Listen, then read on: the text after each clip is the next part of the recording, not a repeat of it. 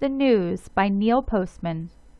The whole problem with news on television comes down to this. All the words uttered in an hour of news coverage could be printed on one page of a newspaper, and the world cannot be understood in one page. Of course, there is a compensation. Television offers pictures, and the pictures move. It is often said that moving pictures are kind of like language in themselves, and there is a good deal of truth in this. But the language of pictures differs radically from oral and written language, and the differences are crucial for understanding television news. Postman explains that it is difficult for pictures to convey the idea of present or past. For that we need written or spoken words. He gives the examples of a film of an aircraft carrier at sea. From pictures alone, we cannot tell much about where the ship is, where it is going, or even when it was filmed. Postman notes that the power of moving images is well known to people who produce television news. These producers know that it is boring for viewers to watch talking heads, people who sit and speak on camera.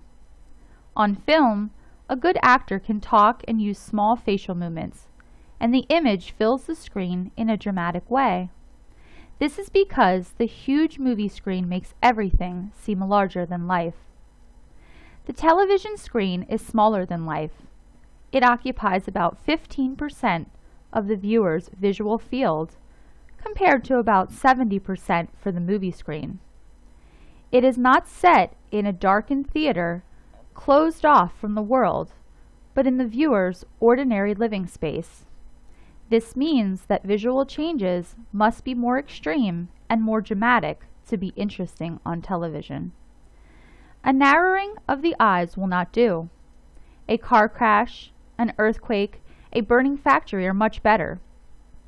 Postman then discusses the things that make up most newscasts. He mentions that news shows begin with dramatic, important music. There's often the sound of teletype machines. These machines create the sense that news is quickly coming in from everywhere. Maps in the background can add to this feeling of global news gathering. Postman explains that these elements set up the newscast like a special theatrical performance. These elements are not needed to deliver the news, but they make it seem exciting and important.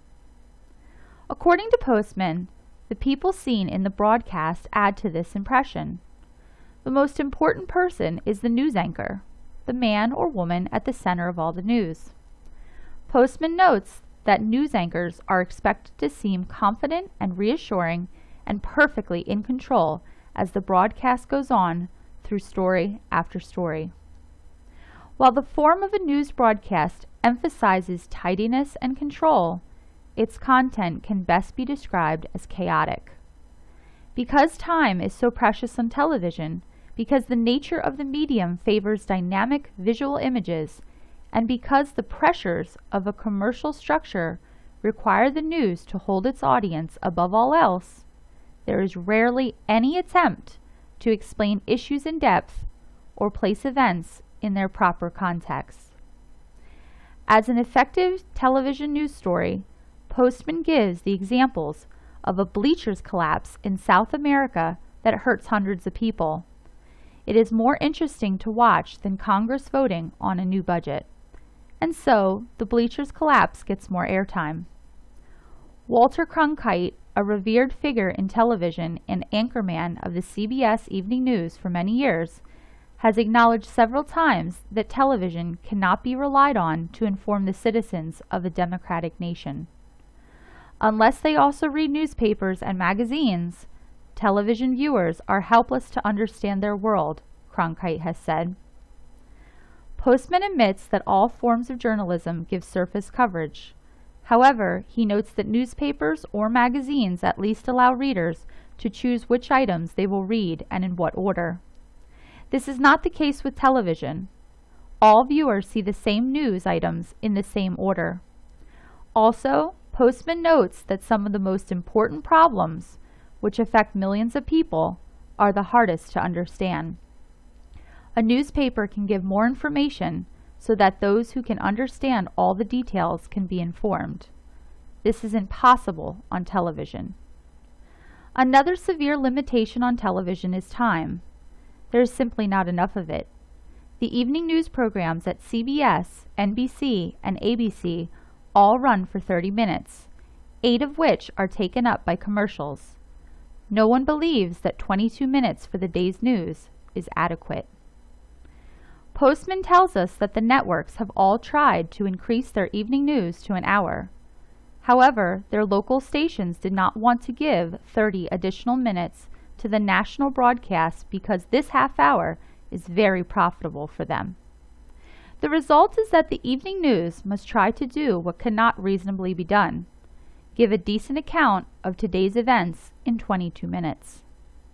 What the viewer gets instead is a series of impressions, many of them purely visual, most of them unconnected to each other or to any sense of a history unfolding.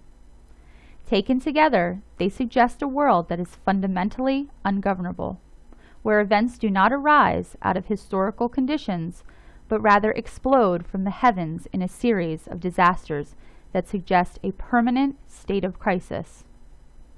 Postman explains that the audience for television news is asking to feel two opposing emotions. These emotions are comfort and fear. The professional presentation of the news by the anchor is meant to comfort viewers about the world. The amusing or uplifting human interest story at the end of many broadcasts adds to this effect. However, Postman notes that the rest of the broadcast presents a very different view of the world. Most of the news stories show the world as frightening and impossible to understand or control.